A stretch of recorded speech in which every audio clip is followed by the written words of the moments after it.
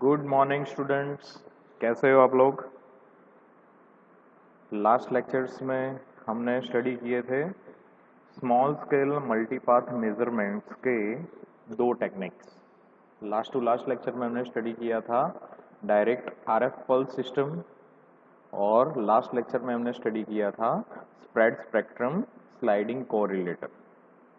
ये सब क्या है? ये जो तीन टेक्निक आप देख रहे हो वो है चैनल साउंडिंग टेक्निक्स। सभी टेक्निक्स के अपने एडवांटेजेस हैं, सब टेक्निक्स के अपने डिसएडवांटेजेस हैं। तो आज हम स्टडी करने वाले हैं अपनी last technique, that is frequency domain channel sounding.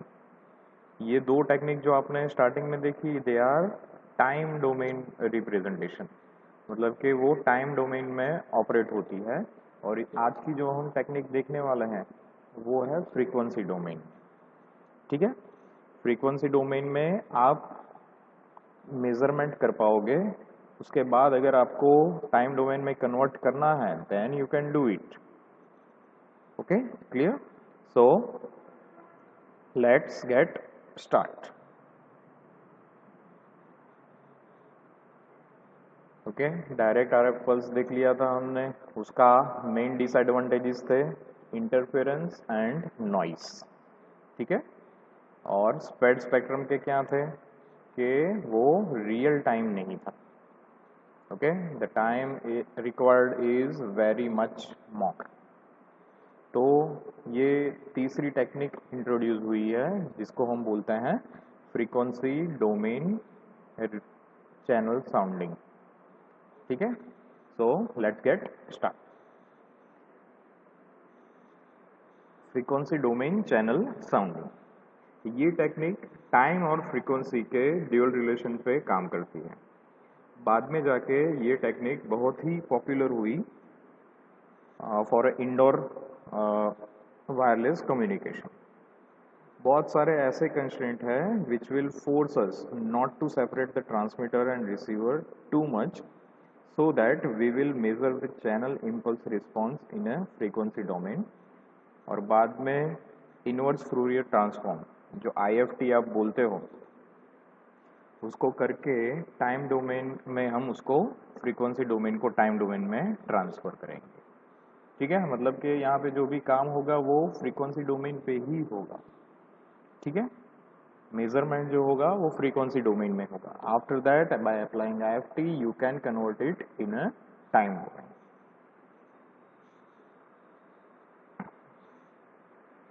A vector analyser is used, मतलब कि सबसे पहले आपको क्या चाहिए for a measurement in a frequency domain? You required a vector network analyser. The S parameter test set is used to monitor the frequency response of a channel. S parameter test set का भी हम use करेंगे to monitor frequency response of a channel. Frequency sweeper particular frequency band को scan करने का काम करता है। ये पूरा मेजरमेंट फ्रीक्वेंसी डोमेन में हो रहा है। तो वेक्टर नेटवर्क एनालाइजर, जिसे हम VNA बोलते हैं, VNA के पास जो फ्रीक्वेंसी स्वीपर है उससे आप स्टार्टिंग फ्रीक्वेंसी और स्टॉप फ्रीक्वेंसी, मतलब फ्रीक्वेंसी बैंड चूज कर सकते हो। Okay, clear?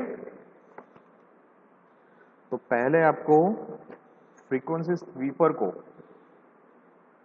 बोलना पड़ेगा कि कौन सी स्टार्ट फ्रीक्वेंसी और कौन सी स्टॉप फ्रीक्वेंसी के लिए आपको स्वीप चाहिए, कौन सी स्टार्ट और स्टॉप के लिए आपको मेजर करना है। उसके बाद का इंपॉर्टेंट पॉइंट है स्टेप साइज। ओके, ये स्टेप साइज क्या है? तो ये बात ध्यान रखिए कि ये कंटिन्यूस स्वीप नहीं है, ये क्या है? डिस्क्रीट स्वीप है। इसलिए frequency band swept stepping through the discrete frequency. यहाँ पे जो फ्रीक्वेंसी आप मेजर कर रहे हो that's not a continuous, that's a discrete frequency. Clear?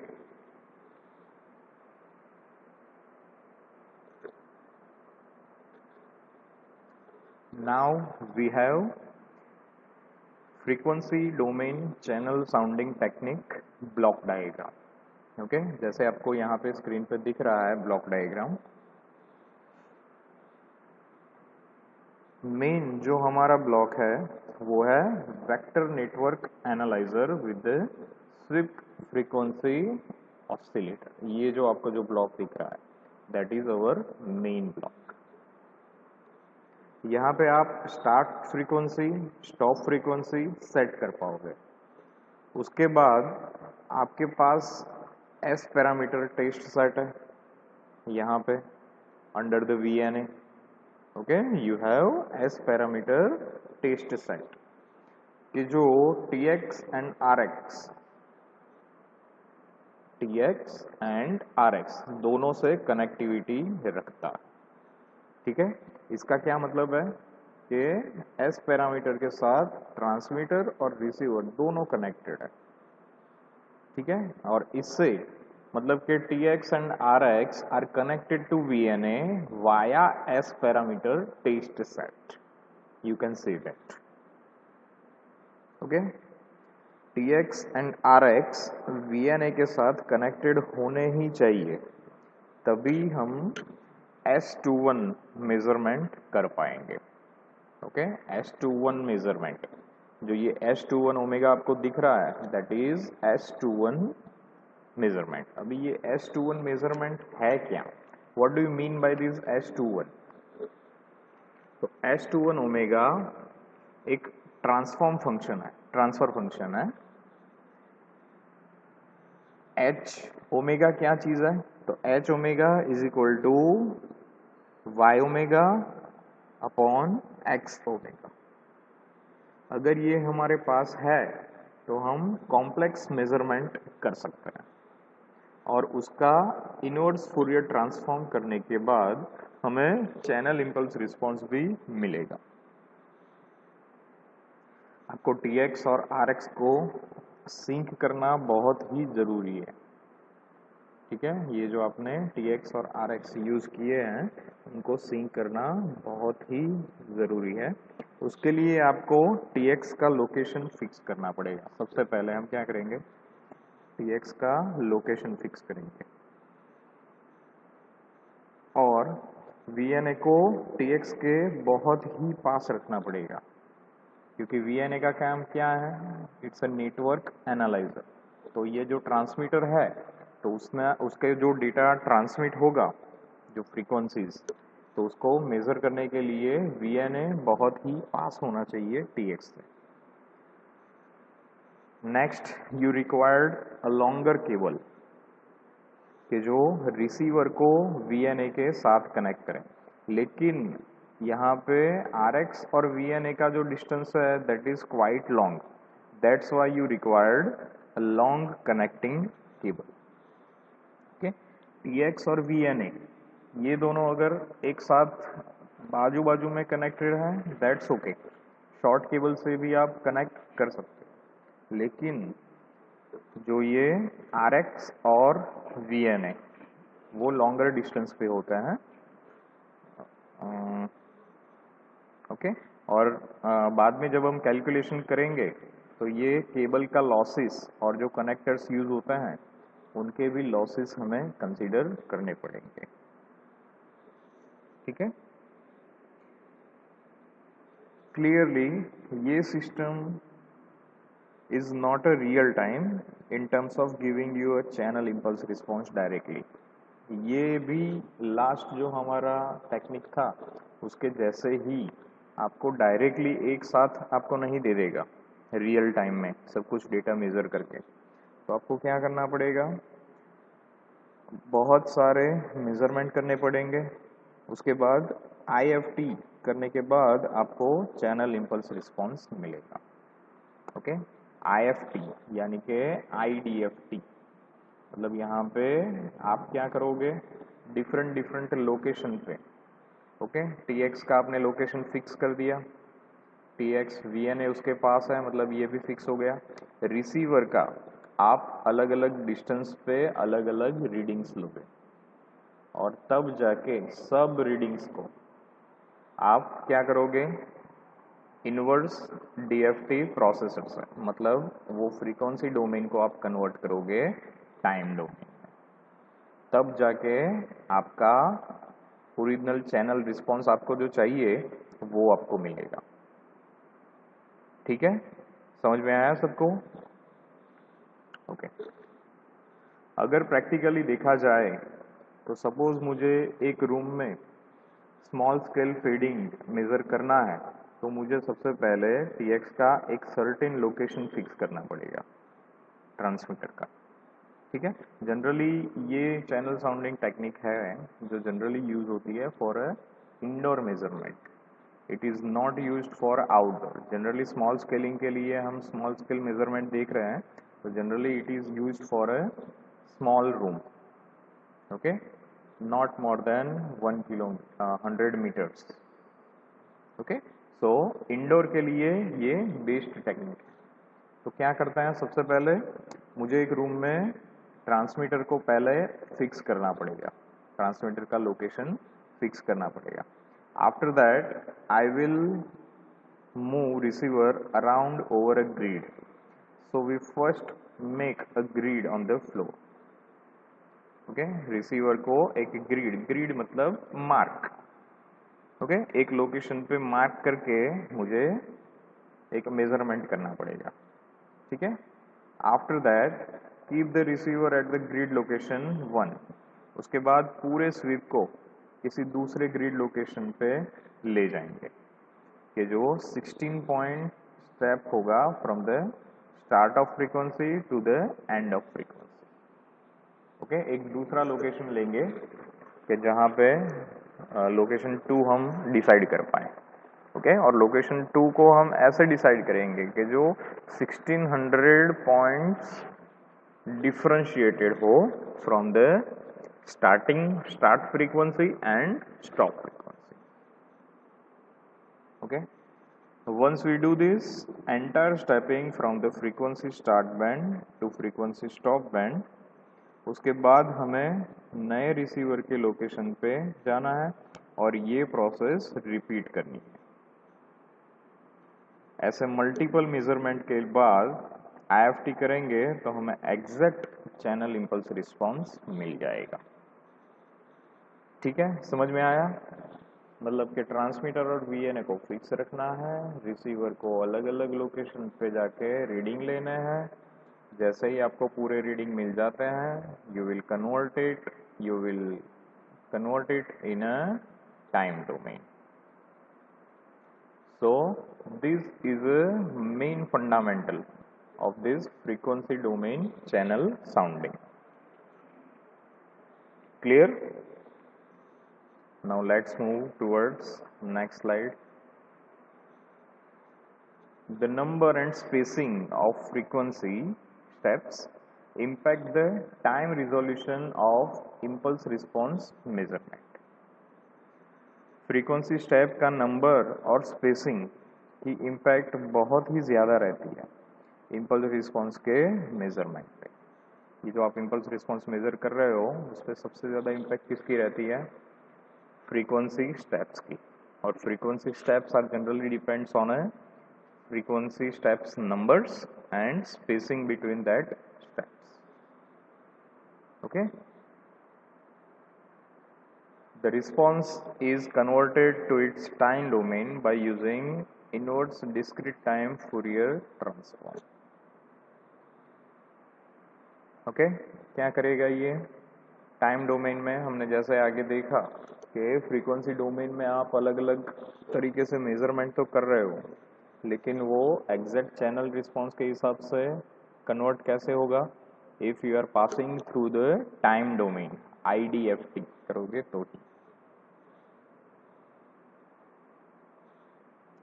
VNA determine करता है S21 ओमेगा ऑफ चैनल एक पर्टिकुलर फ्रीक्वेंसी रेंज के लिए। ओके, ये ट्रांसमिटिविटी रिस्पांस एक फ्रीक्वेंसी डोमेन रिप्रेजेंट है चैनल इंपल्स रिस्पांस का। ये रिस्पांस आगे जाके टाइम डोमेन में कन्वर्ट होगा और उसका IDFT आपको मिल जाएगा, तब जाके आपको एग्जैक्ट चैनल रिस्पांस मिलेगा। क्लियर? ओके।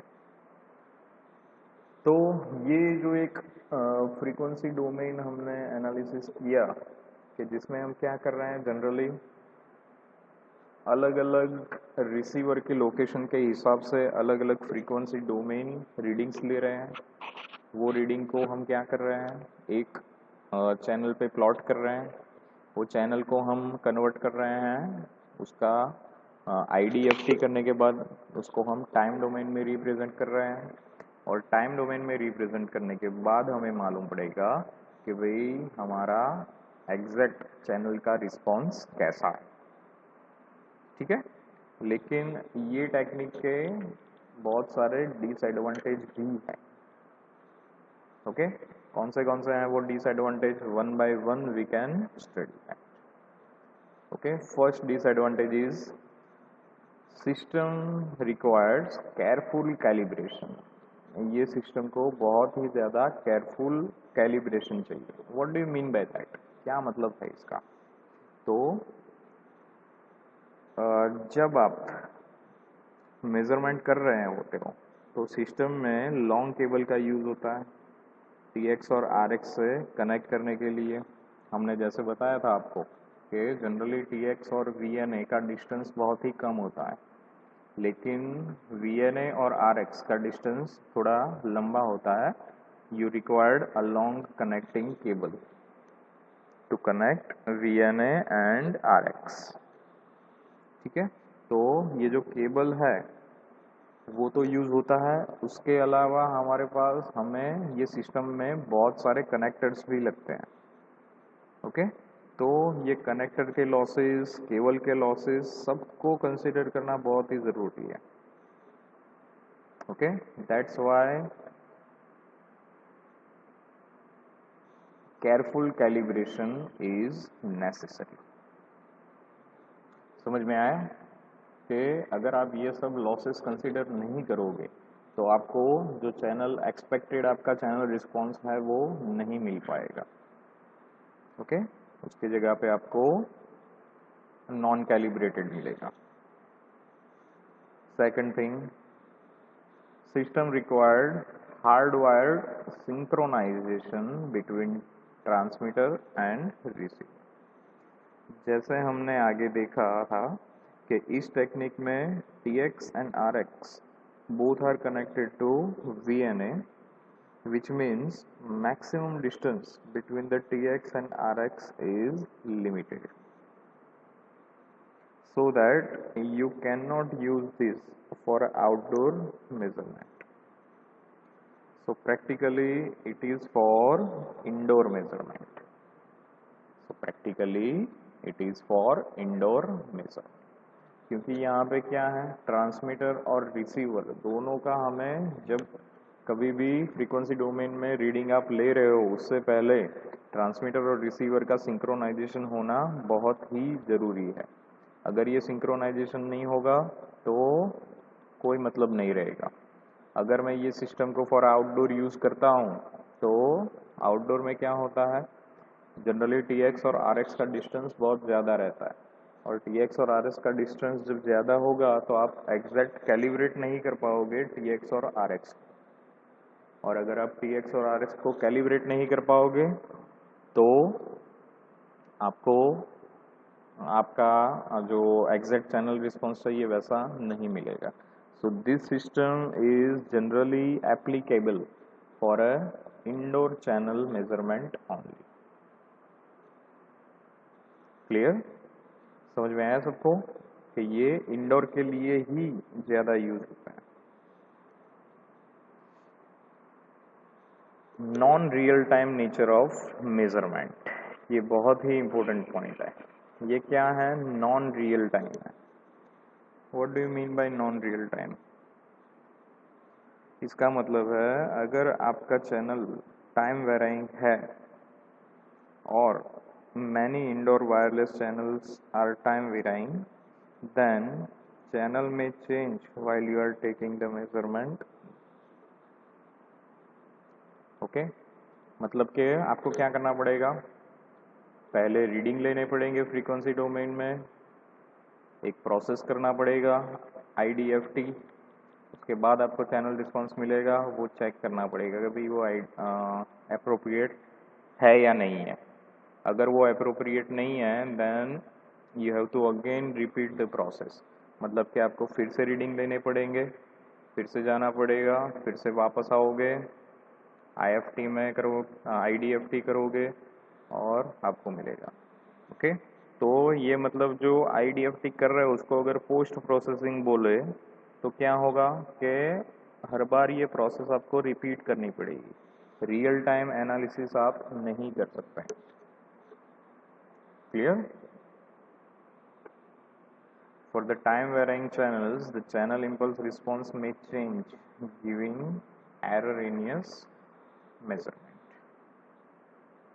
ओके, मतलब कि अगर आपने टाइम वेराइंग चैनल का यूज़ किया है और एक रूम के लिए आप मेजरमेंट कर रहे हो और टाइम वेराइंग चैनल का यूज़ किया है तो क्या होगा, टाइम वेराइंग दूसरे चैनल्स भी अवेलेबल होते हैं इन ए रूम।